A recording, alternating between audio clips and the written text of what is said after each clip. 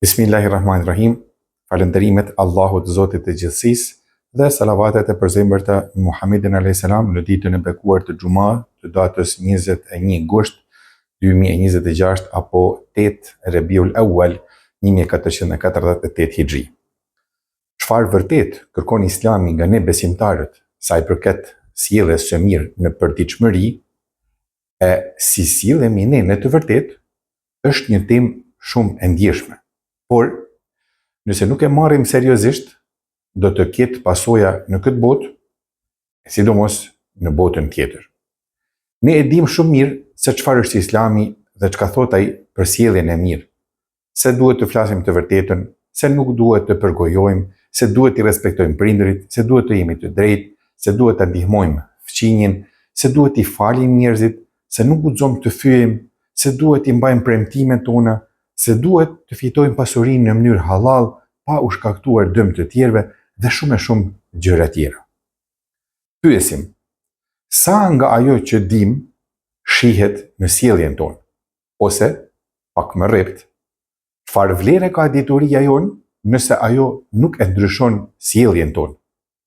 Allahu xhaleshanuhu në surën Saf, ajeti i 2 dhe i 3, thotë: O ju që besuat, përse e thoni atë që nuk e bëni? Është shumë e urrëtur tek Allahu të thoni atë që nuk e bëni. Islami nuk ka ardhur vetëm për t'i treguar njeriut se çfarë duhet të besojë, por edhe që besimi i tij të pasqyrohet në jetën e tij të përditshme. I dërguari jon, Muhamedi a.s. nuk i mësonte njerëzit vetëm me fjalë, por edhe me jetën e tij i tregonte atë që ua mësonte. Allahu xhaleshanuhu për te nuk thot kot: "Wa innaka la ala khuluqin adhim." Ti me të vërtetë je në shkallën më të lartë të moralit. Surja Qalam, ajeti 4. Ndërsa vetë i dërguari Muhammed a.s. thonte: "Unë jam dërguar që t'i përsos virtytet e larta morale." Pra, sjellja e mirë nuk është diçka dytësore në Islam, por qenë ka pjesë edhe ajo parësore e Islamit.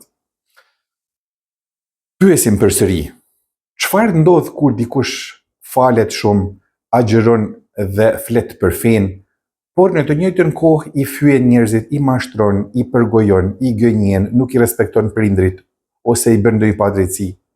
A janë ato vepra adhurimi? Pra, a janë këto ibadete qëllim në vetvete? A i ka obliguar i lartësuar i ato vetëm si një formë që nuk ka absolutisht asnjë lidhje me sjelljen e njeriut? Me një fjalë, a meriton njeriu shpërblimin e xhenetit të përhershëm vetëm për shkak të këtyre veprave të adhurimit dhe që sjellja e tij e shëmtuar, e padrejtë dhe me gjitha imorale të mos ndikojë pothuajse as pak në këtë?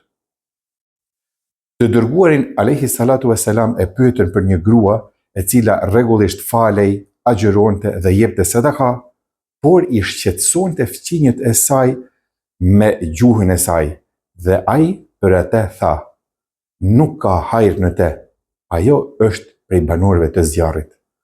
Allahu na rujt. Këtë hadith e përcjell Imam Ahmedi. Kjo do të thotë se numri i madh i ibadeteve nuk duhet të jetë justifikim, nuk duhet që ti arsyetoj ahlakun ton të keq dhe për të shkaktuar dëm njerëzve. Por nga ana tjetër, ky hadith nuk duhet kuptuar edhe se ibadetet, adhurimet janë të parëndësishme për jetën e njeriut dhe se mjafton veç si të sillesh mirë me njerëzit. Mesazhi i hadithit është se feja e vërtet duhet të pasqyrohet edhe në marrëdhëniet tona me njerëzit. Pra, nuk mjafton që njerëzit tek ne të shohin vetëm namazin ton, por duhet ta ndjejnë edhe besimin ton përmes karakterit dhe sjelljeve tona.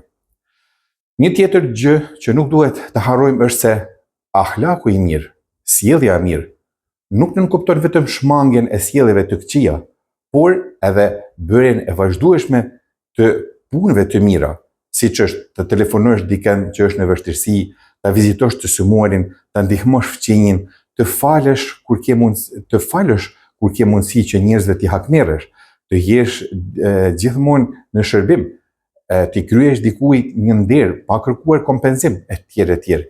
Mendoj se sot nuk kemi edhe aq shumë nevojë për dije sa kemi nevojë shumë për zbatimin e asaj që tashmë e dim. Kemi mjaftueshëm informacione, e dim se çfarë është halal dhe çfarë është haram, e dim se çfarë është mirë, e dim se çfarë është e keqe, por në mes të e di dhe e bëj, ekziston një rrugë e cila quhet sinqeritet dhe luftë me vetveten. Lut Allahun xhaleshanuhu që të na bëjë prej atyre besimi të cilëve shihet në sjelljen e tyre, fjala e të cilëve nuk lëndon dhe dora e të cilëve asnjëherë nuk i sjell dëm të tjerëve. Deri në perlën e xumas së radhës, Allahu ju pas në mbikëqyrje dhe në ruajtje. Esselamu alaikum ve rahmetullahi ve berekatuhu.